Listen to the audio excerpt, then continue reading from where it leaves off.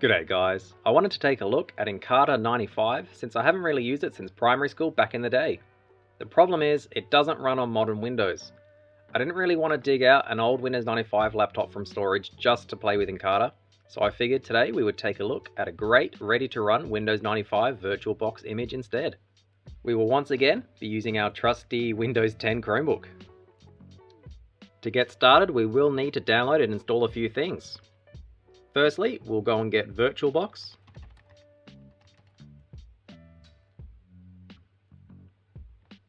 It's kind of Google, typing in VirtualBox, the first link, and download. And I want Windows hosts because this is a Windows laptop. While that's downloading, we will get our VirtualBox disk image. So again, we're just going to be typing in virtual disk images. And the top link, it's a great website. It has a lot of ready-to-go disk images, which is brilliant. We'll be using VirtualBox, so click on VirtualBox. And we'll scroll down a little bit. And we don't want the Windows 95 C version because it doesn't have the video drivers. Instead, we'll get Windows 95 32-bit, which, as it mentions, it does have the high-res display drivers. There's also a lot of other OSs like Windows 98, NT4, 3.1. So yeah, definitely something to check out if you're into this kind of thing. But for today, we'll be using Windows 95 32-bit, so download that. And I will also go and get Encarta from WinWorld-PC. So WinWorld-PC, Encarta 95. There it is, top link. WinWorld-PC is another brilliant resource for old Windows OSs. And also old applications as well, apparently. Didn't know they hosted this until I started looking, so that's pretty neat. We want the 95 release. And scroll down, click download. Once all those are downloaded, we can close off Chrome. And we'll open up our downloads folder, which for me is on a flash drive. And we'll start by installing VirtualBox.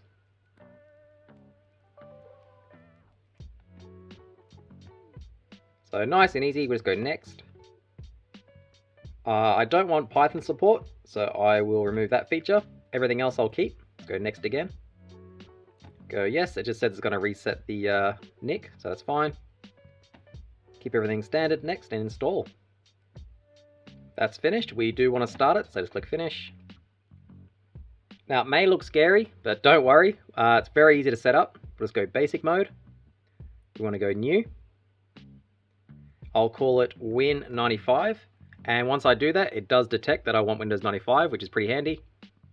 I don't want a ISO to install, so I'll leave that blank, and leave everything else as default. Let's go next. I'll leave the settings default as well. 64 mega RAM is enough for Windows 95, so I go next. When it asks for the hard drive, click on use an existing one, and we'll go and select the one we downloaded. Click add. And for me, it is on that flash drive, so it might be a little bit slow. And there it is there. It's the .vdi file. So there it's added, and click choose. And make sure it is selected, and it is, so go next. And finished. It was that easy. All we have to do to start it is obviously click start.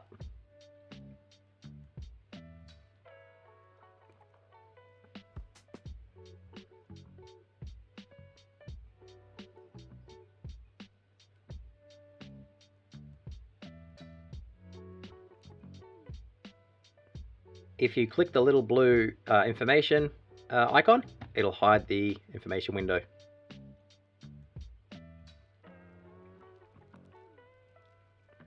The default password for all of the hard drive images on virtualdiskimage.com is password, nice and easy, capital P. So capital P, lowercase a, s, s, w, o, r, d.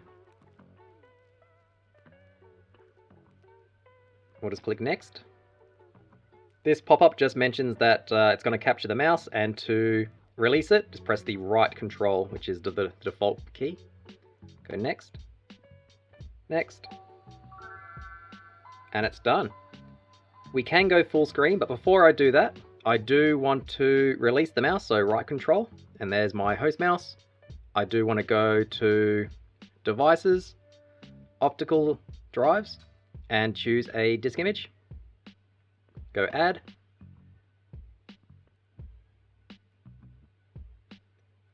And I want to go to my Encarta and disk 1 and click choose. Next thing I'll do is I will go full screen and click switch. That's fine. Now we are in full screen mode, and once more it's asking to capture the mouse. You can click don't show it again, and there it is there. We are in that. Now I will change the resolution, which is the reason we picked that disk image specifically.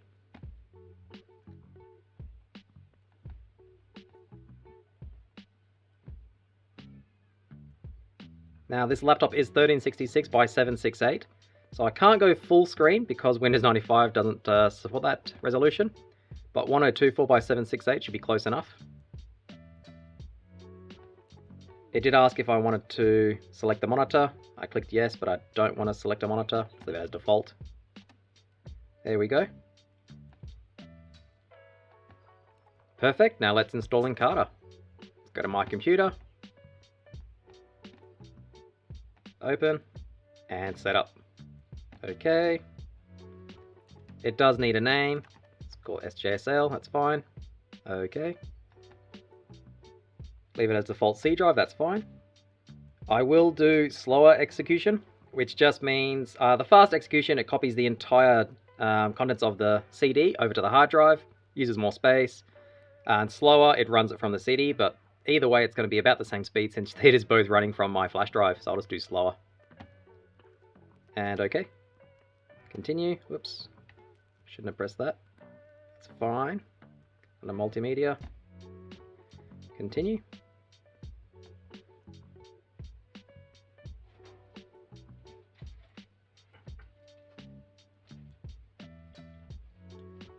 And that's done. Click OK. And now we can run Encarta.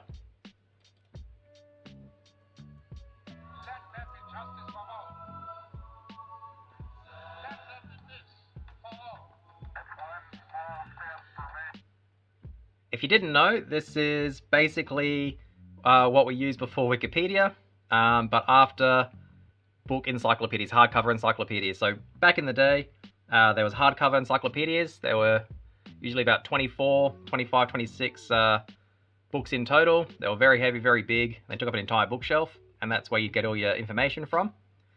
And then after that, when computers sort of became a bit more mainstream, we had digital encyclopedias, and Encarta was one of the big ones from the 90s.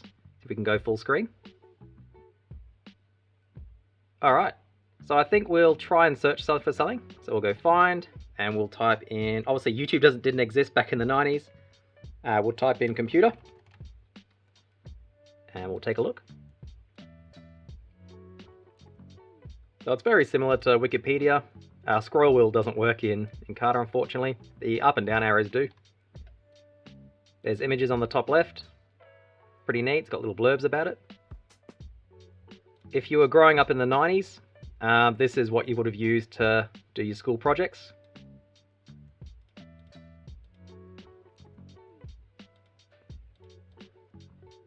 If you go over to features, this is what most of us did in class anyway. You go down to media gallery, and you can see all of the sounds, videos, or images. There wasn't many videos, but we'll apply to that. You've got a chick hatching video, dividing bacteria. If you double click, it does go to a large. Obviously low bit rate. Pretty impressive considering it all fit on one CD though. And just about every computer in school had all this, obviously.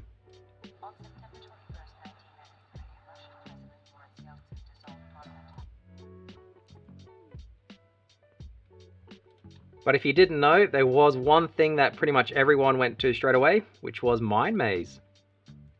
This was a trivia game.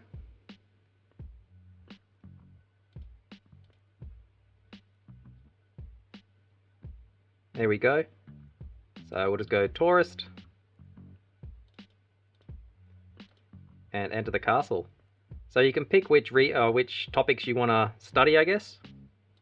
So we'll just go all, and that's where we are now, and that's the exit, so we want to go straight ahead. Thought they talk, they do. They have a little dialogue. National Military College at West Point, New York, maintained by the United States Department of Army to train and educate young men and women to be officers in the United States Army. Is it the Coast Guard, Military, Academy Awards, is not that, or Naval Academy? I'm going to say it's the military, and it was. I got 45 points for that. So it's educational, but this is pretty much all we had when we were in school. Another one, Romance language derived mainly from the Latin spoken in ancient Roman province Dacia, which coincides roughly with modern Romania. Oh, it's a tricky one. I don't think it's German.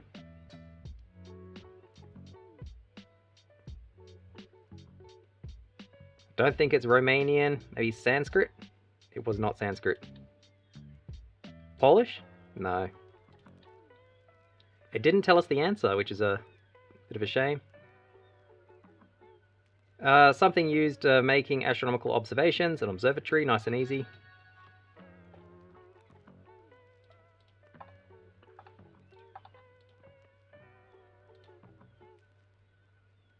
New Testament, apostle who betrayed Jesus Christ. It was Judas, maybe? It was. And you can get a few questions wrong until you lose. But it's very fun little game. Handy if you're studying stuff. I'm not too sure if any of the questions are relevant today, but I guess some of the history ones will be. There is also one more cool feature with Encarta, and that's the timeline. So it has the history of humans, I guess. So human origins all the way to sort of modern things. Imperial Rome, Han Dynasty, and it tells you all the information about it.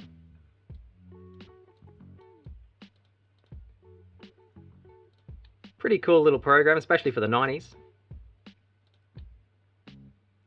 We'll close out of that. And then as for the Windows 95 virtual machine, it's pretty handy. Probably my favorite way to run old programs now. It's a bit of a hassle getting out an old computer just for trying a program or something like that, so definitely an option for modern computers. Very low system requirements required. You do need virtualization enabled on your CPU, but that came standard early 2010s.